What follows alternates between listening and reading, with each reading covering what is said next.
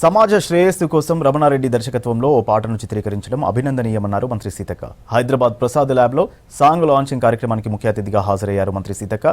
సమాజంలో అత్యాచార ఘటనలు తీవ్రంగా కలిచివేస్తున్నాయని ఆవేదన వ్యక్తం చేశారు. మహిళలపై హింసను అరికట్టేందుకు సర్కారు యత్నిస్తుందన్న సీతక్క, నటుడు అలీతో పాట మంచికి తొలి అడుగులా కనిపిస్తోందని చెప్పారు.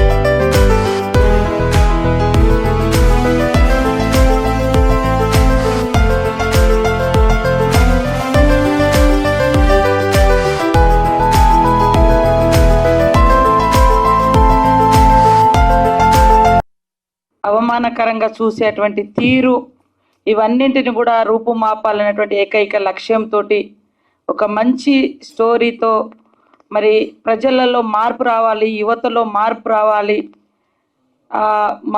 మేము ఏదైనా చేయగలుగుతాం అనేటువంటి దురాభిప్రాయంలో మార్పు రావాలనేటువంటి లక్ష్యంతో మరి రమణారెడ్డి గారు ఈ యొక్క స్టోరీని తీసి మరి సోదరుడు, పెద్దలు, ఫేమస్ యాక్టర్ అందరికీ ఎప్పుడు నవ్వులతో అందరినీ ఆరోగ్యంగా ఉంచేటువంటి మన సోదరుడు అలీ అన్న గారికి, అదేవిధంగా మరి ఇంత చిన్న వయసులో అంత పెద్ద పాత్ర, జనరల్గా వాళ్ళకి అనేక రకాల అవకాశాలు వస్తాయి, గ్లామర్ స్టోరీస్ అవి, బట్ తను ఒక తల్లి పాత్రలో, ఒక చెల్లి పాత్రలో, ఒక ఇంటి ఆడకూతురి పాత్రలో చేసినటువంటి కాబ్నా గారికి, ఇక్కడికి వచ్చినటువంటి మా సోదరుడు అలీ అన్న గారి ఫ్యామిలీకి, అదేవిధంగా మా రామకృష్ణ గారికి, వారితో వచ్చిన మిత్ర బృందానికి, పత్రికా మీడియా సోదరులకు, ముఖ్యంగా రమణారెడ్డి గారి యొక్క టీం అందరికీ కూడా హృదయపూర్వక శుభాకాంక్షలు, ధన్యవాదాలు తెలియజేస్తా ఉన్నాను.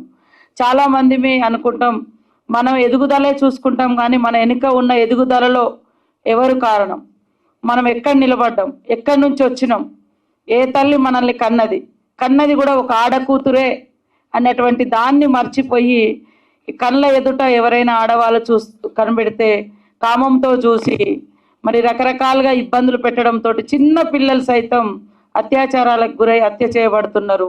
ఇద్దరు పిల్లలకి తండ్రి, అలాగే తను పుట్టిన గడ్డకి ఏం చేస్తే బాగుంటుంది అనే ఉద్దేశంతో మళ్ళీ అమెరికా నుంచి రావటం. ఒకరోజు అన్న ఒక సాంగ్ కూడా రికార్డింగ్ చేశాను, నీకు వినిపించాలి అన్నాడు. అలాగే రమణ తప్పకుండా వింటాను అన్నాను. మా ఇంటికి వచ్చాడు, తన కారులోకి వచ్చినాను, ఈ పాట వినిపించాడు.